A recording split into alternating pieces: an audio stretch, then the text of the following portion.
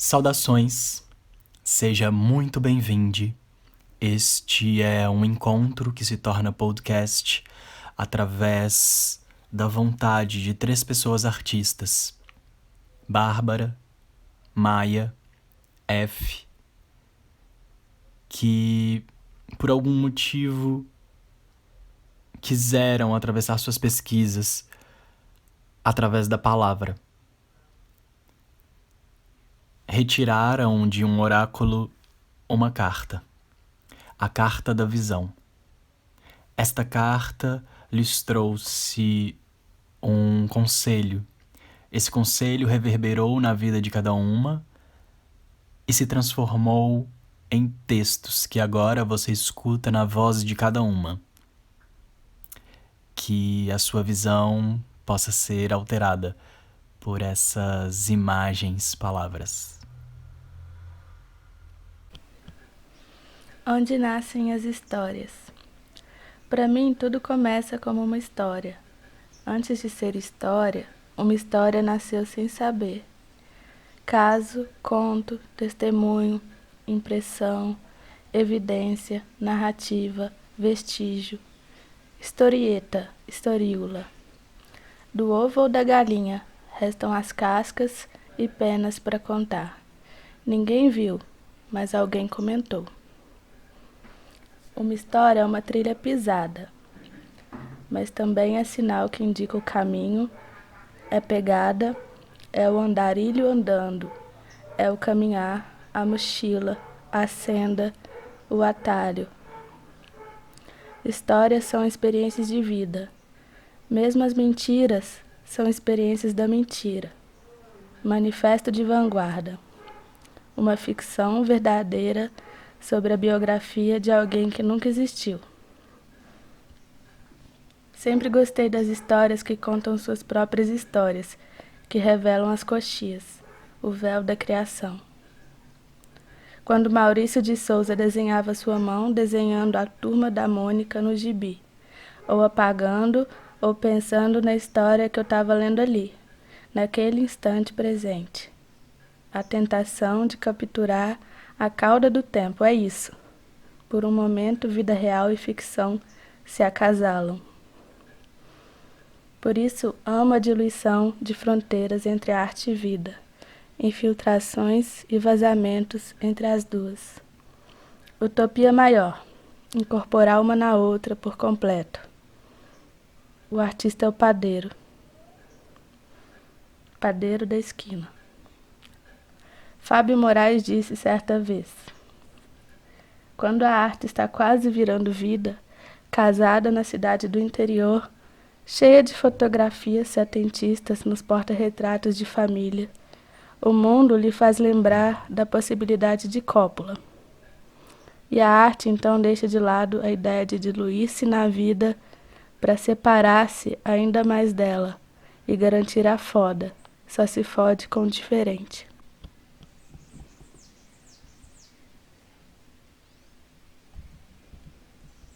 Foz. A menina mede sua realidade numa régua de rio. Bahia mais perto de África que Minas da Bahia. No avião, a distância toda cabe num potinho de 50 ml. Tem 26 anos de bicas e o véu de maia que separa os mundos é tão límpido e cristalino que seus olhos d'água não enxergam. Em brincadeira de cobra cega, a cabeça, o ponto mais alto do corpo humano, apresenta seu destino. Água mole em pedra dura tanto bate até que fura, mas o tempo de furar são séculos de oceanos. Quilolo não escolhe nada, mais nada. É que no cruzo do rio Araçaí, com Jequitinhonha, a rosa nascida é branca e vermelha.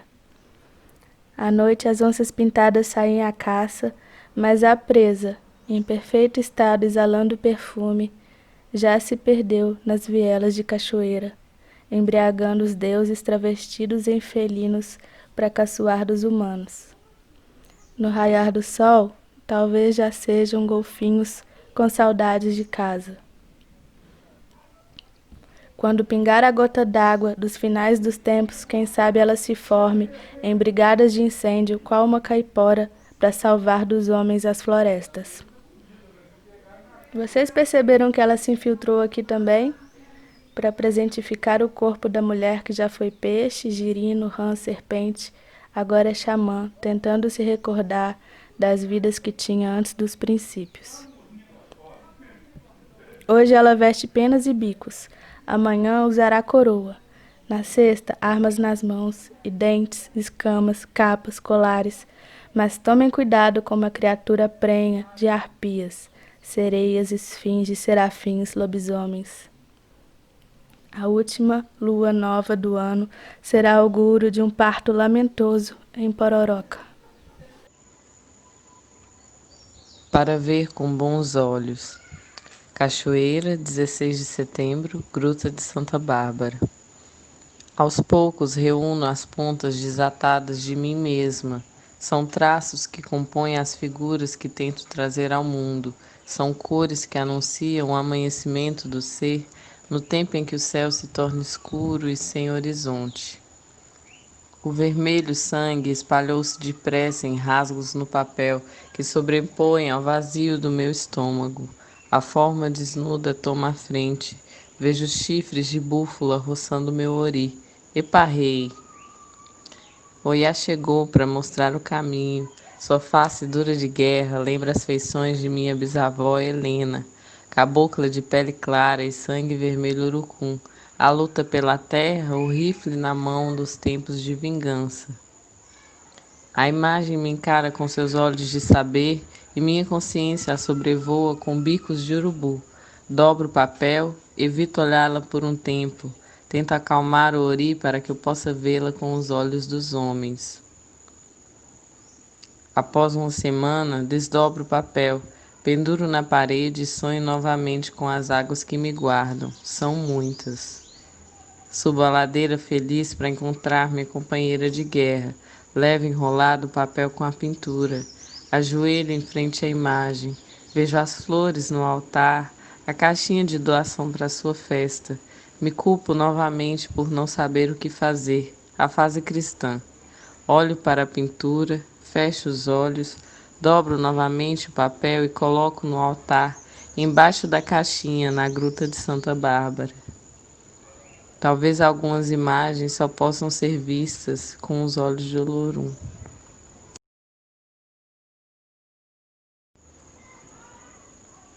A vida tem uma maneira engraçada de nos despertar.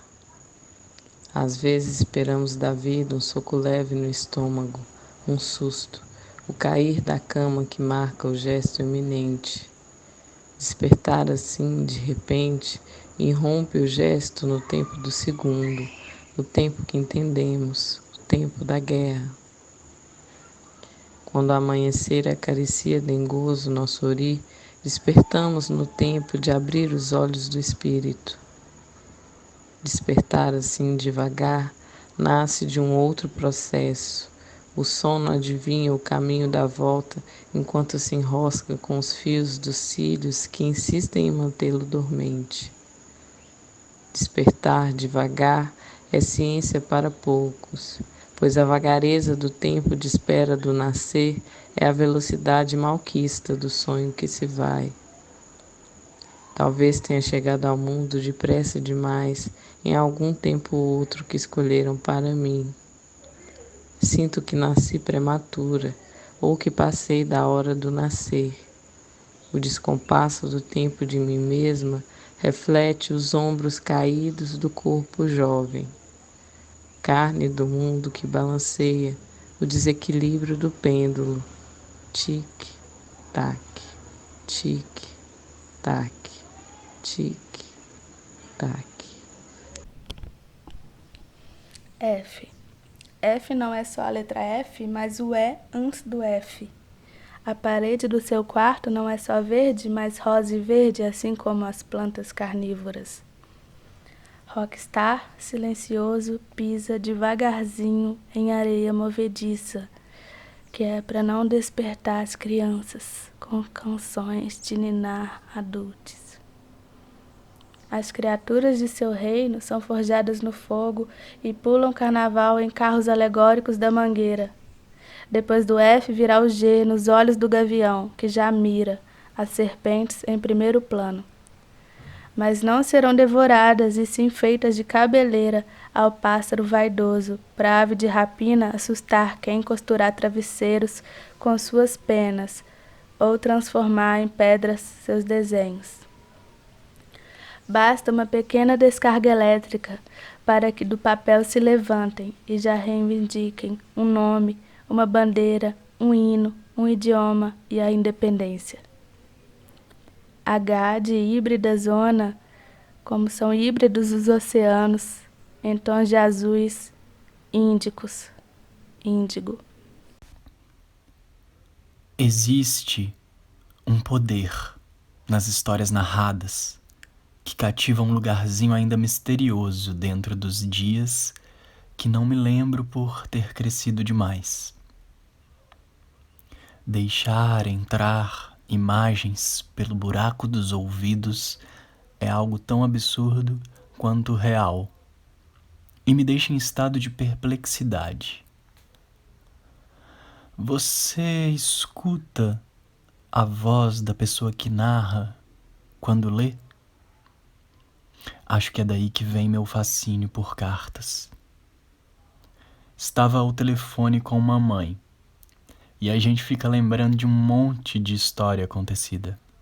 Ela, mãe, eu, filho. Perguntei a ela sobre a leitura. Como aprendi a ler, se tive dificuldade ou se fui rápida, se gostava de livros, das palavras ou só das gravuras. Ela me contou que quando criança fui diagnosticada muito tarde, aos 7 anos, com miopia. Isso a levou a se sentir culpada. Mãe, professora, tão perto, não pôde enxergar o meu problema de visão. O oculista a acalmou, dizendo que a miopia não é um problema de perto, que proximidade focal era perfeita, mas que aquilo era uma deficiência na visão distante. Sendo assim, isso era prova de que ela, estando tão perto, nunca iria perceber o que acontecia com meus olhos. Achei tão raro esse relato. Ela contou também que o que eu mais gostava era de escutar leituras de contos, histórias, que por vezes conseguia ali decorar e contar do meu jeito para os meus colegas de escola ou familiares. Guardo até hoje um troféuzinho de melhor contador de histórias, que obtive depois de contar um conto de terror num concurso escolar. Lembro como se fosse hoje, ao sentar de volta no meu lugar, após a oralidade de um conto forte. Eu me dediquei a um mantra mental. Eu não vou ganhar. Eu não vou ganhar. Pois havia escutado em algum lugar que se eu fizesse aquilo, o universo escutaria apenas a frase eu vou ganhar, retirando a palavra negativa. E assim, o prêmio seria meu. E foi assim que aconteceu. E essa poderia ser mais uma história das tantas que existem para ser contadas e recontadas e reestruturadas a cada vez que se conta. Hoje, vou tirar o dia para ler. Bom, aqui me despeço deste breve encontro e deixo afagos de imunidade a todos. Abraços com carinho.